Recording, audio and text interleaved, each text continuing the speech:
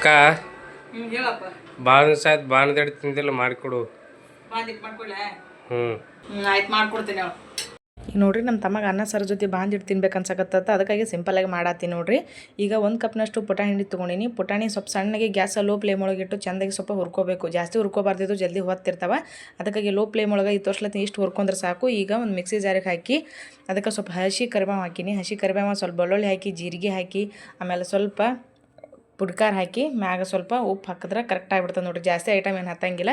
ಇಷ್ಟು ಐಟಮ್ಗಳು ಹಾಕಿ ಸ್ವಲ್ಪ ಸಣ್ಣಗೆ ರುಬ್ಬಿದ್ರೆ ನೋಡಿರಿ ಮಸ್ತ್ ಬಾಂದಿಟ್ಟು ರೆಡಿ ಆಯ್ತು ನೋಡಿರಿ. ಈಗ ಬಿಸಿ ಬಿಸಿ ಅನ್ನ ಸಾಂಬಾರ್ದಾಗ ಮ್ಯಾಗ ಸ್ವಲ್ಪ ಬಾಂದಿಟ್ಟು ಹಾಕಿ ಕಲ್ಸ್ಕೊಂಡು ತಿಂದ್ರೆ ಮಜಾನೇ ಬೇರೆ ಇರ್ತದೆ ನೋಡಿರಿ. ಅದು ಈಗ ನಾರ್ಮಲ್ ಅನ್ನ ಸಾರ ತಿನ್ನೋಕ್ಕಿಂತ ಈ ಬಾಂದಿಟ್ಟು ಹಾಕೊಂಡು ತಿಂದ್ರೆ ಟೇಸ್ಟ್ ಅಂತೂ ಮಸ್ತ್ ಅಂದ್ರೆ ಮಸ್ತ್ ಇರ್ತದೆ. ಅದಕ್ಕಾಗಿ ನಮ್ಮ ತಮ್ಮ ಕೇಳೋಣಂತ ಭಾಳ ದಿನ ಆಯಿತು ಮಾಡಿರಲಿಲ್ಲ, ಖಾಲಿ ಆಗಿತ್ತು ಅಂತೇಳಿ ಇವತ್ತು ಮಾಡಿ ನಿಮ್ಗೆ ತೋರಿಸ್ಲಾತೀನಿ ನೋಡಿರಿ.